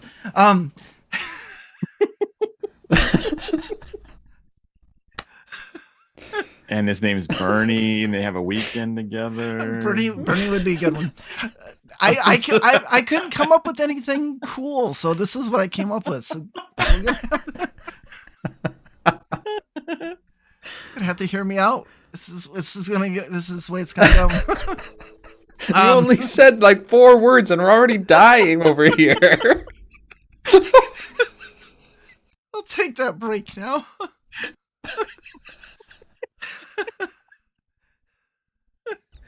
All right, we got to get through this. There we go. Okay, so I'm going to go off of Dennis's idea of these people can become ghouls. So we've got Mr. and Mrs. Ghoul here.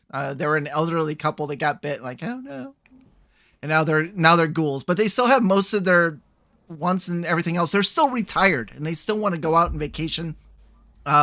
So they're actually going to use that paralysis to their advantage, because they hate waiting in line, whether they're waiting for the train or if they're standing in line at the shop to get some suntan lotion, because they got to take lotion to the beach because they're pale skinned ghouls, and they don't want to, fry what's left of them. So they'll use they'll just like use those claws. It won't do like a lot of damage, just like a little pinch to paralyze people. Like, do you mind if I cut in line? And then they'll see like, oh, he's paralyzed, we're good.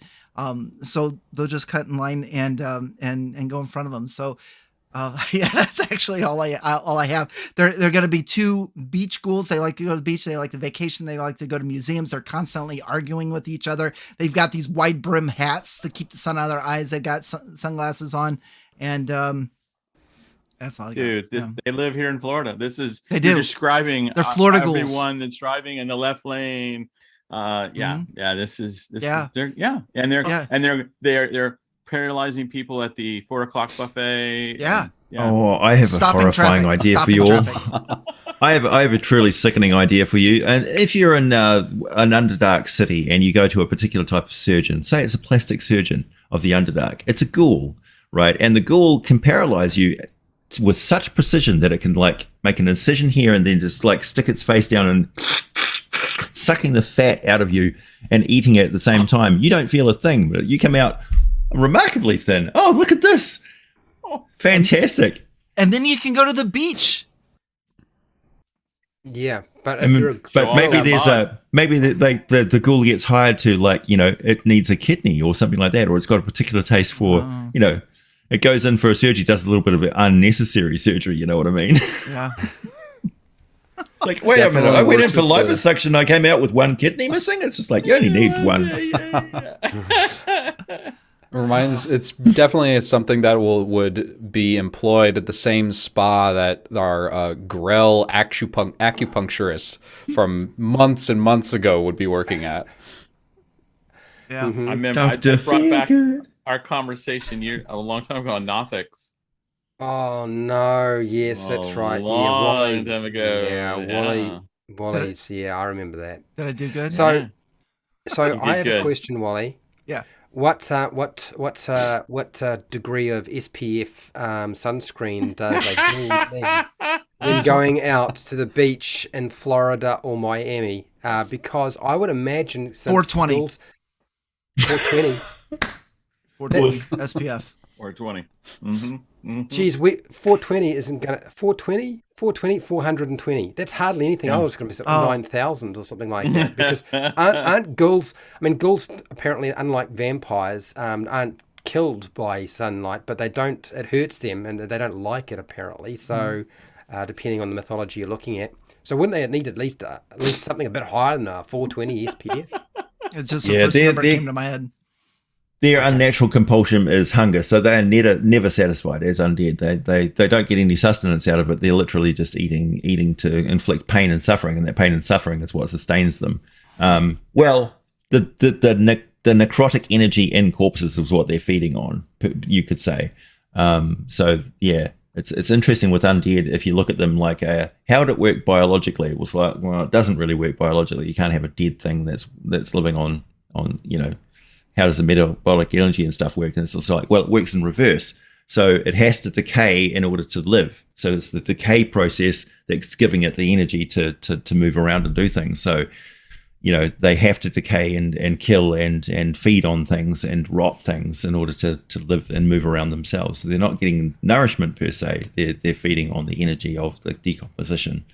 And that's the idea of like, necrotic damage is just like so terrifying because it withers and rots, stuff that, it's one of the best damage types to describe in the game, if you ask me. If you're a truly sadistic DM like me with a gift for the gab that can literally turn people's stomachs at the table. Mm-hmm. Okay, all right. That's fascinating. So, I think we're heading into dangerous territories now. So here is my first idea, tamest one I could think of. A ghoul who appears as a human, because a lot of mythology around the ghoul is that they can actually appear to be completely normal people. Mm-hmm. And you have one that feeds on insects. So instead of feeding on meat and so forth, it eats insects, because that way it's not going to attract too much attention. There's not too many bodies disappearing or appearing and half eaten or partially eaten with bones and so forth. It feeds on insects. And it is a servant of a vampire and is used as a protector during the sunlight hours to ensure that the vampire doesn't get disturbed. Cool. And for those of you who are thinking that this is an original idea, no, Fright Night. Yeah. Fright Night and Fright Night 2. Fright Night 2 in particular, because there was a ghoul in there that operated exactly like this. And I think it's memory serves. He was full of insects or something. Yeah, because he kept eating insects, and he was just made of insects with a bit of skin all over him and some bones. Horrible. But the idea that the ghoul is actually an insect colony inside a corpse and it's eating other corpses, that's terrifying. Mm-hmm. Mm-hmm. So it's not undead. It doesn't work the same way. The cleric may be fooled into wasting their spells on this thing, when in actual fact the other ghouls have put this. The ghouls are clustering around this thing and pushing it out in front. Yeah, it doesn't have a brain per se. It's just like driven by hunger. Actually, it's interesting that you mentioned the word brain, because I was looking around and I noticed that there was some discussion in terms of mythology around ghouls. When they eat something, are able to transform or shape change into the person they've just recently eaten, which is like a fantastic thing, because now it means that if they feed on something and they become them, if they eat the brain as well, and it's not too badly degraded, so it's a fresh kill, they actually take on all their memories. So instead of your mum or your dad or one of your family members come back and they seem a little bit off, they keep doing odd things, and it's actually a ghoul that's eaten them and taken on their persona. That is a horrible concept to contemplate. Traditionally, with vampires, the first people that the vampires kill are their family members, because they are the ones that they can fool the easiest. That's their first easy meal. It's like, let me in, I'm outside, it's cold, I'm cold, I didn't die, and then they let their family member in and invite them into the house and it kills them all, mercilessly. It turns back into the monster. And the idea with me, particularly, vampires are not a soul in a body. They're an undead monster using the memory of what it once was, and to such a degree that it's almost self-delusional. But it is in fact a monster. Whenever the blood comes out, the veneer of its humanity is gone, and it's just a blood-sucking undead fiend, essentially. And the ghouls are exactly the same. It could be exactly the same. It feeds on the brain of the victim, and it transforms into that person, gets invited into the community as a cleric or a priest or something like that, and goes into the graveyard and is feeding on them at night time and taking all their memories. And yeah. Wow. Yeah, it's interesting too. I noticed there was a lot of discussion about ghouls prefer fresh meat rather than dead meat, but will eat dead meat if it's around. And if you go back, Well, it's an easy meal when you think about it. it is an easy meal. You don't have to chase it. The other one is apparently some ghouls used to look like animals, and they could transform themselves into the hyena.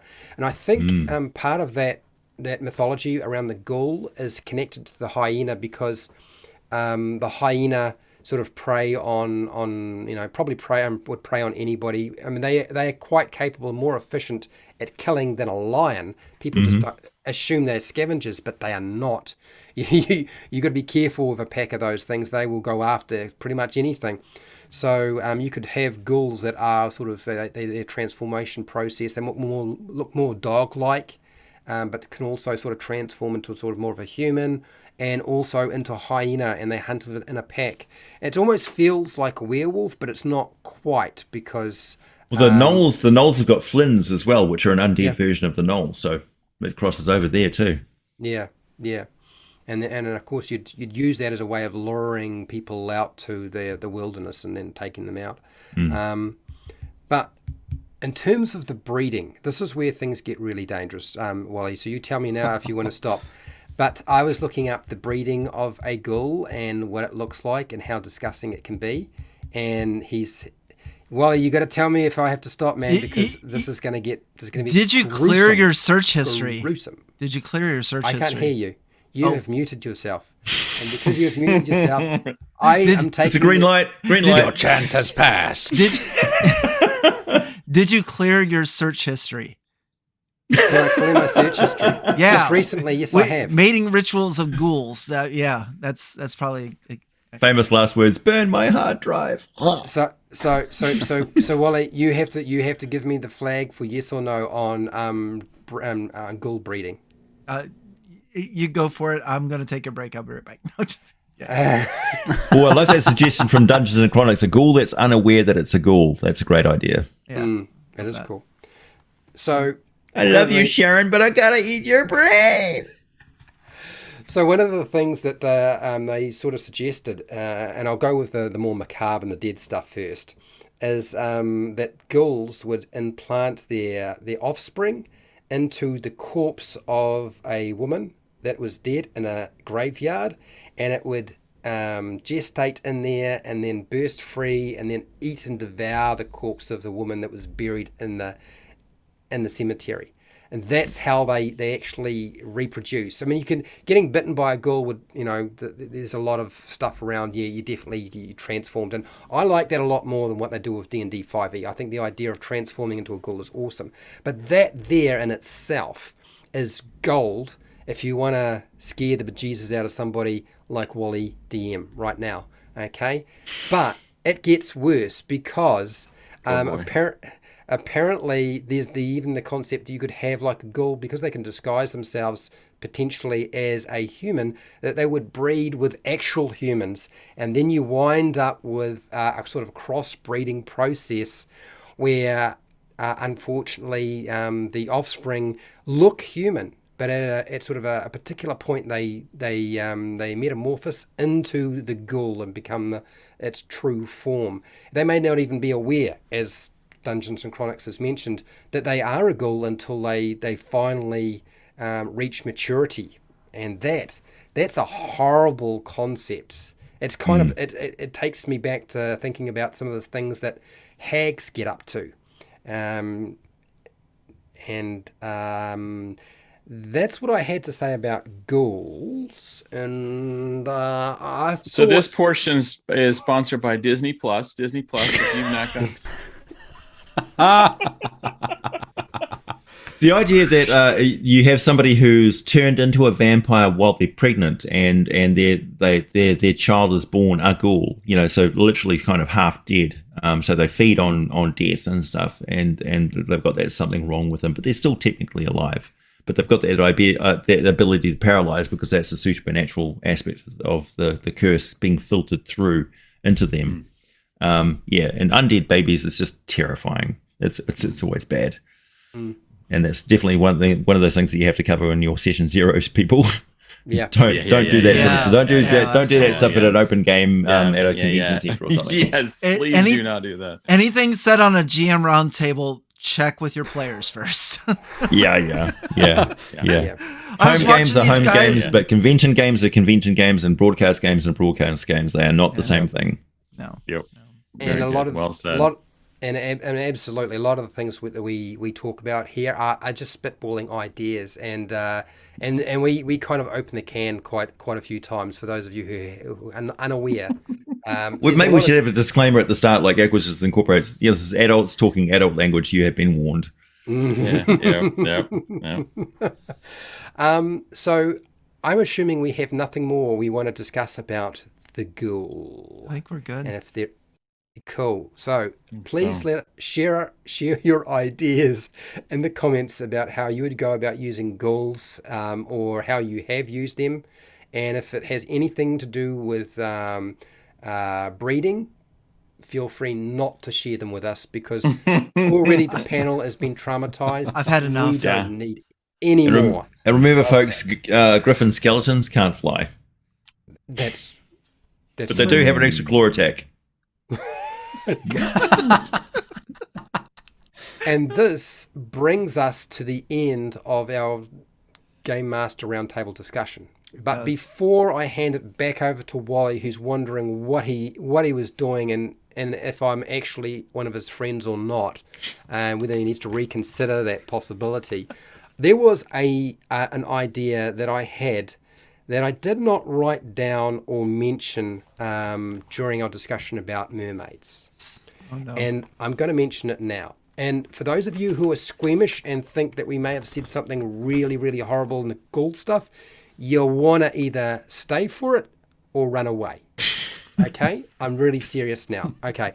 So during World War II, I believe that the military attempted to use dolphins to locate and deal with mines that were floating in the ocean. Now, if you had a rather maniacal and ruthless and immoral government, can you imagine what would happen if they decided to capture mermaids and do the same thing with them, to find mines and explosives floating in the ocean? And he watches as the entire audience on YouTube, We're at -5 viewers. -7. Yeah. and that's all I have to say. Awesome. If honestly, I put the idea out there, but I don't know that it's even remotely an idea you should consider using in your game. I think it popped into my head. Oh my. I think that goes for at least half of our ideas on these roundtables. Don't try this at home, folks. Yeah.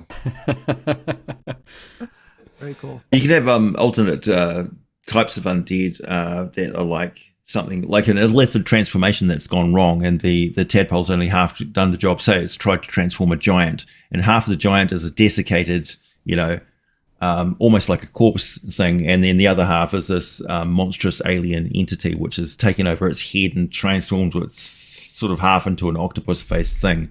But its brain has been destroyed, and the original illithid tadpole has not finished its ceramorphosis, and so it basically is just a ghoul that feeds on anything indiscriminately, and it's got that paralysis of the tentacles that it can use, so you can sort of mix and match the stuff a bit and confuse the players. Wow. Creative ideas, man.